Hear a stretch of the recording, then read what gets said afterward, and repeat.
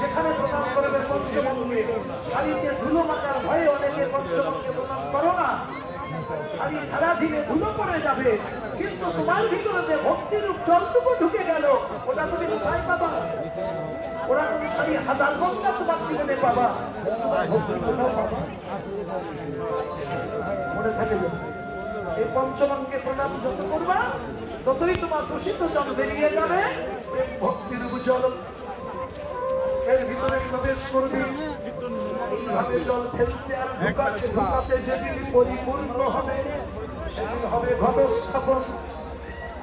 ওই মন্দিরের সামনে দেখো যে ঘটস্থাপন করা আছে, একটা মাটির ঘর, তাতে বিনা পয়সার জল ছাড়া কোনো হীরামণি মুক্তা নেই।